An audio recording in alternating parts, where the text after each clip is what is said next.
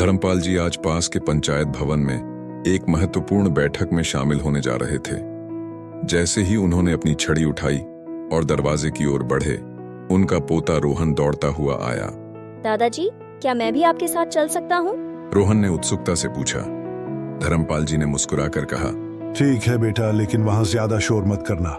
दोनों सड़क पर धीरे धीरे चलते हुए पंचायत भवन की ओर बढ़ने लगे। हल्की ठंडी हवा चल रही थी, पक्षी चहचहा रहे थे और गांव के रास्ते पर इक्का दुक्का लोग अपने खेतों की ओर जा रहे थे। धर्मपाल जी धीरे धीरे चलते हुए अपने पुराने दिनों को याद कर रहे थे, जब वे भी रोहन की उम्र के थे और अपने दादा के साथ इसी तरह बातें किया करते थे। रोहन थोड़ा उदास दिख रहा था। धर्मपाल जी ने गौर किया और प्यार से पूछा, क्या हुआ रोहन, तुम कुछ परेशान लग रहे हो? रोहन ने सिर झुका लिया और धीरे से बोला, दादाजी, मैंने अपने सबसे अच्छे दोस्त अभय से झगड़ा कर लिया है। धर्मपाल जी ने भौहें चढ़ाते हुए पूछा, अच्छा, लेकिन क्यों? रोहन ने भारी आवाज में जवाब दिया, एक छोटी सी गलतफहमी हो गई थी। मैंने उसे गलत समझ लिया और गुस्से में उससे बुरा भला कह दिया। अब हम एक दूसरे से बात भी नहीं कर रहे और ना ही साथ खेल रहे हैं। धर्मपाल जी ने हल्के से सिर हिलाया और बोले, बेटा, गलतफहमी से रिश्ते कमजोर हो जाते हैं, लेकिन सच्चाई ये है कि माफी और उदारता से वे और भी मजबूत बन सकते हैं। थोड़ी देर के लिए दोनों चुपचाप चलते रहे। रास्ते में धर्मपाल जी ने देखा कि एक किसान और उसका बेटा बैलगाड़ी में अनाज लाद रहे थे। गाड़ी अचानक असंतुलित हो गई और अनाज गिरने लगा। किसान के बेटे ने गलती से रस्सी सही से नहीं बांधी थी, लेकिन किसान ने गुस्सा करने की बजाय मुस्कुराकर कहा, कोई बात नहीं बेटा, अगली बार ध्यान रखना। यह देखकर धर्मपाल जी ने रोहन की तरफ देखा और कहा, देखो, माफ करना कितना आसान हो सकता है। मुझे एक कहानी याद आ रही है जो तुम्हें यह सिखा सकती है कि माफ करना और माफी मांगना कितना जरूरी है। सुनोगे? रोहन की आंखों में चमक आ गई। वह थोड़ा और पास आ गया और बेसब्री से बोला, दादाजी, जल्दी बताइए, क्या हुआ फिर? धर्मपाल जी हल्के से मुस्कुराए, लेकिन जानबूझकर थोड़ी देर रुक गए। रोहन अधीर हो गया। अरे दादाजी, अब और मत तड़पाइए, बताइए ना, क्या रामलाल और मोहन सच में झगड़ पड़े या फिर कुछ और हुआ? धर्मपाल जी ने उसकी उत्सुकता देखकर थोड़ा हंसते हुए कहा, यह कहानी दो अच्छे मित्रों रामलाल और मोहन की है, जो वर्षों से एक दूसरे के साथ खेतों में काम करते और सुख दुख बांटते आ रहे थे। लेकिन एक छोटी सी गलतफहमी ने उनकी दोस्ती में दरार डाल दी। रोहन ध्यान से सुनने लगा। उसकी आंखों में जिज्ञासा झलक रही थी। धर्मपाल जी ने आगे कहा, रामलाल को लगा कि मोहन उसके खेत की जमीन पर कब्जा करना चाहता है। असल में मोहन ने सिर्फ अपने खेत की मेड़ थोड़ी ऊंची कर दी थी ताकि बारिश का पानी सही दिशा में बहे। लेकिन रामलाल को यह लगा कि मोहन जानबूझकर उसके खेत की जमीन हथियाने की कोशिश कर रहा है। रोहन ने आश्चर्य से पूछा, फिर क्या हुआ दादाजी? उन्होंने एक दूसरे से बात की या झगड़ने लगे?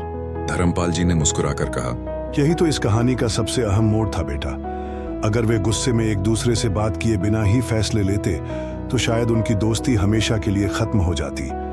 लेकिन जो हुआ वह कुछ और ही सिखाने वाला था। रोहन और भी ध्यान से सुनने लगा, जैसे उसे अपनी ही दोस्ती का हाल इस कहानी में दिख रहा हो। धर्मपाल जी ने कहानी शुरू की। गांव सुंदरपुर अपनी शांति और प्रेमपूर्ण वातावरण के लिए प्रसिद्ध था। यहाँ के लोग एक दूसरे की मदद करने में विश्वास रखते थे और हर सुख दुख में साथ खड़े रहते थे। इसी गांव में रामलाल और मोहन नाम के दो मित्र रहते थे। उनकी दोस्ती बचपन से ही गहरी थी। वे हमेशा साथ खेलते, खेतों में काम करते और गांव के त्योहारों में भी एक दूसरे के बिना अधूरे लगते। लेकिन एक दिन एक छोटी सी गलतफहमी ने उनकी दोस्ती में दरार डाल दी। रामलाल और मोहन के खेत एक दूसरे के पास थे। गांव के तालाब से एक छोटी सी नहर उनके खेतों तक पानी पहुंचाती थी। बारिश के बाद पानी की धार तेज हो गई थी, जिससे मोहन के खेत की मेड़ बहने लगी। मोहन को डर था कि अगर मेड़ टूट गई तो उसकी फसल को नुकसान होगा।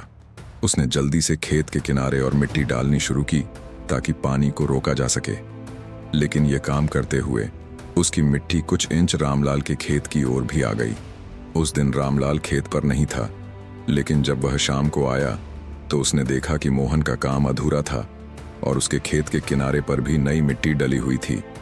गांव के एक व्यक्ति ने उससे कहा, रामलाल, लगता है मोहन अपने खेत की मेड़ तुम्हारी जमीन पर बढ़ा रहा है। अगर ऐसे ही चलता रहा तो धीरे धीरे वह तुम्हारी जमीन पर कब्जा कर लेगा। यह सुनकर रामलाल गुस्से से भर गया। बिना कुछ पूछे वह सीधे मोहन के पास पहुंचा और गुस्से में बोला, मोहन, तुमने मुझसे बिना पूछे मेरी जमीन पर मिट्टी डाल दी। क्या आप दोस्ती भूलकर जमीन हड़पने लगे हो?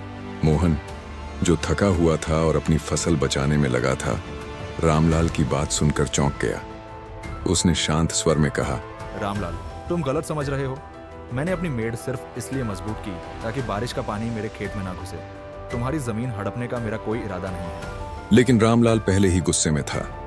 उसने कठोर स्वर में कहा, अगर तुम्हें मुझ पर इतना ही शक है तो बेहतर होगा कि अब से हम अलग अलग रहें।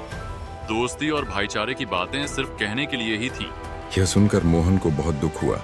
उसने भी गुस्से में जवाब दिया, अगर तुम्हें मुझ पर भरोसा नहीं है तो हमारी दोस्ती का कोई मतलब नहीं बचता। दोनों के बीच की यह कड़वाहट धीरे धीरे पूरे गांव में चर्चा का विषय बन गई। वे जो कभी साथ खाना खाते थे, अब एक दूसरे से बात तक नहीं करते थे। अगली कड़ी में जानिए, क्या टूट चुकी दोस्ती फिर से जुड़ सकती है? क्या गलतफहमियां दूर होकर पुरानी मुस्कानें वापस लौट सकती हैं? रामलाल और मोहन की इस भावनात्मक यात्रा में जानिए कि कैसे एक छोटी सी समझदारी और क्षमा का भाव दिलों की दूरियां मिटा सकता है।